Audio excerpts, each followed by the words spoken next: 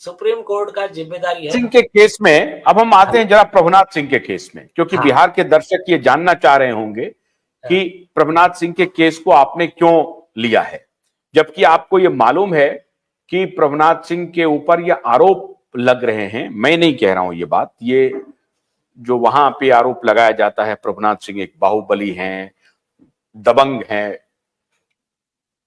हत्या में उनकी भूमिका थी नहीं थी, ये सुप्रीम कोर्ट का मामला है, मैं उस पर कोई टिप्पणी नहीं करूंगा, लेकिन उनको उनकी छवि एक दबंग नेता की है, ये लोग वहां जानते हैं, बाहुबली कहते हैं। अब खैर वो क्यों छवि बनी है ये प्रभुनाथ सिंह का विषय है और वहां की जनता का विषय है। मेरा आपसे सवाल यह है कि लोअर कोर्ट ने, ट्रायल कोर्ट ने और हाई कोर्ट ने, दोनों ने इस केस में उनको एक्विट किया है, उनको एक्विटल मिला है। अब सवाल है कि इसका जिक्र उनके वकील सिंघवी साहब ने, अभिषेक मनु सिंघवी साहब ने किया माननीय कोर्ट के सामने, और उन्होंने दलील दिया कि ट्रायल कोर्ट और हाई कोर्ट ने सारे सर्कमस्टांसेस को देखने के बाद इनको इक्विटल दिया है। अब आप इनको दोबारा क्यों सुन रहे हैं?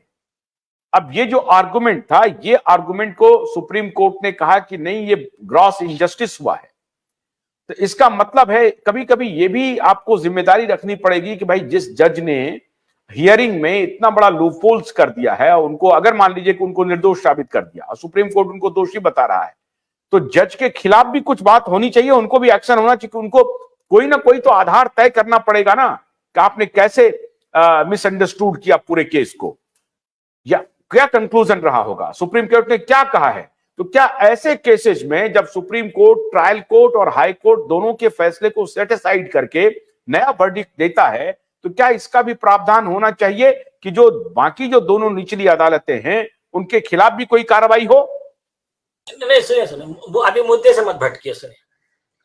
पहले मेन मुद्दा देखिए, मैंने आपको पहले क्लियर किया, प्रभुनाथ सिंह जी बाहुबली है, इसलिए वो केस जो है वो ज्यादा अच्छे से सुना जाएगा सुप्रीम कोर्ट में, कोई ये विषय नहीं। लेकिन हम अभी मतलब ये कोई व्यक्ति देखकर हम ऐसा केस नहीं करते। हमारे केस स्टडी में हमको जो आता है उसमें 2-4 केस बड़े वाले, 2-4 केस नॉर्मल, ये सब जमा करके उसके बेस पे हमारा तो आप कुल मिलाकर के जो आपका जो रिसर्च चल रहा था, उस रिसर्च में आपने एक ऐसे केस को लिया, दिखा आपको, जिसमें एक बाहुबली नेता है और बाहुबली नेता का जो ट्रायल कोर्ट है और हाई कोर्ट है वो दोनों एक्विट करता है और सुप्रीम कोर्ट उनको आजीवन कारावास की सजा सुनाता है। तो फिर आपको इसमें लगा कि इस केस में क्या है, इसको जरा जाना जाए, इसको जरा समझा जाए। तो और इसमें भी वो जो है सो एक अपीलेट का जो ये है वो उनको नहीं मिला है। अच्छा, हाँ बोलिए आप।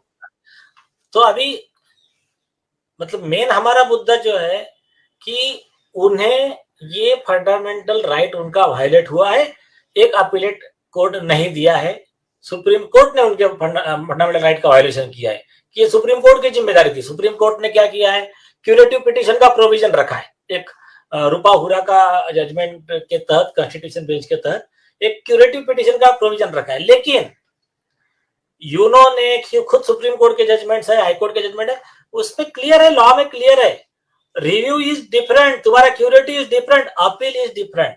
अपील यानी प्रॉपर अपील चाहिए, लार्जर बेंच चाहिए, पहले जिसने सजा सुना है उसमें का कोई भी जज उसमें नहीं चाहिए, एक चीज।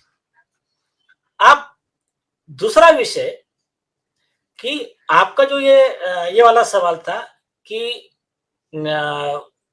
भोलानाथ का ब्रश कटर एक बैटरी से चलने वाली मशीन है जिसका चार्जिंग समय 3.5 घंटे है। इसे हम 6 से 8 घंटे बिना रुके चला सकते हैं। एक बार चार्ज करने पर ये 16,000 स्क्वायर फीट गेहूं, चावल, बजरा, जोवर के खेत काट सकता है, जबकि इसी कार्य को पेट्रोल ब्रश कटर 1,000 रुपए पेट्रोल का खर्चा करता है।